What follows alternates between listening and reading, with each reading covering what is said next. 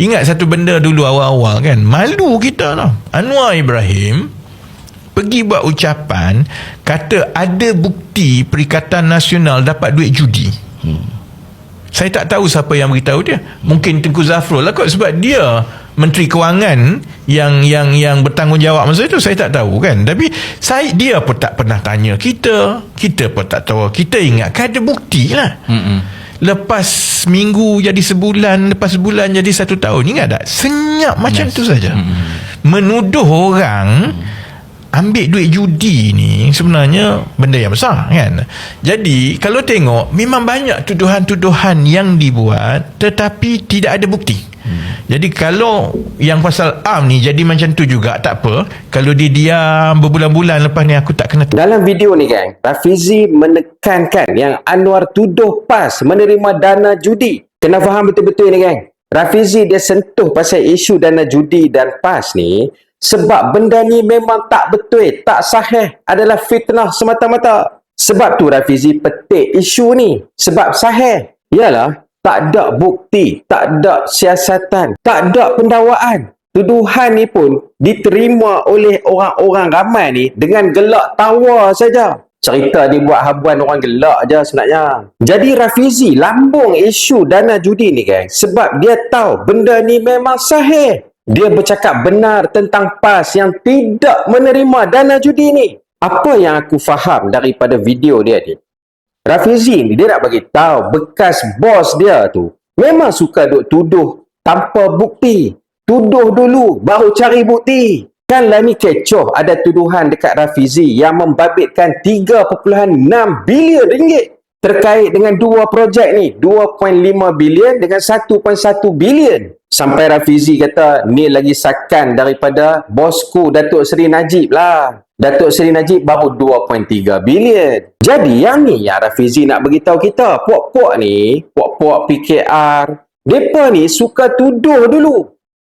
Sama macam Rafizi kena tuduh lah. Dan Rafizi kaitkan pula yang tuduhan yang macam seperti dibuat kepada PAS yang membabitkan dana judi tu. Tuduhan sajalah tak betul. Sama lah macam tuduhan kepada dia, tak betul jugalah. Tu maksud dia yang aku faham. Dan selalunya puak-puak ni, mereka akan tuduh, mereka akan main isu tuduhan-tuduhan ni walaupun tak ada bukti, walaupun tak ada pendakwaan. Jadi mereka akan senyap sajalah kalau tak ada bukti. Tapi fitnah ni akan terus dimainkan oleh saitro-saitro ceplos dua kupang mereka ni. Rafizi mesti tahulah, tu bekas bos dia. Dia pernah jadi orang kanan. Sampai tahap tertinggi, sampai nak jadi timbalan presiden lah punya kanan tu. Jadi maksudnya apa? Dia kenal lah puak-puak ni punya modus operandi, cara mereka karakter assassinate ni. Bukan cerita setahun dua, berpuluh tahun weh. Reformati. Jadi yang aku nampak, Rafizi keluarkan video tentang dana judi ni sekaligus untuk menepis tuduhan kepada dia tu sekali. Dan dia nak bagi tahu puak-puak Anwarinas ni memang suka tuduh secara sembrono. Tuduh dulu, bukti mai kemudian. Tak ada bukti pun sebenarnya. Cuma aku nak explain sikit lah kepada yang termakan tuduhan kata PAS terima dana judi ni. Fikir secara akal yang waras. Bila dituduh PAS terima dana judi, tapi di negeri-negeri yang diperintah, yang ditadbir oleh PAS, di 4 negeri SG4 ni, semua mengharamkan kedai judi. Siapa yang nak pergi labur dekat orang yang merugikan dia? Tokai babi pun tak buat macam ni, apa tahu? Invest mesti kena buat kandang babi. Itulah ni depa kelupok lah. Tak boleh buat kandang babi. Sultan suruh jangan buat dah tu. Kelupok lah puak-puak tu. Ni bukan cerita pasal babi. Ni cerita bila PAS dituduh terima dana judi, tapi PAS tutup semua kedai judi. Boleh fikir cara logik tak kan? Dan kedai-kedai judi ni masih tutup sampai hari ni tau. Walaupun DAP ada buat satu movement saman kerajaan negeri Kedah untuk buka balik kedai-kedai judi ni. Benda ni simple je nak faham. Kena fikir secara ilmiah dan logik. Janganlah fikir secara membuta tuli. Dibalut pula oleh taksub kepada Anwarinas ni. Imam Mehdi Walanon. Tapi apa pun aku nak ucap terima kasih lah dekat Rafizi Ramli. Sebab tolong up, tolong explain dan tolong bagi tahu kepada rakyat yang PAS tak pernah terima apa-apa dana yang macam ni. Especially dana judi. Memang tak masuk akal. Ni selalu walanon pula duk main apa tahu.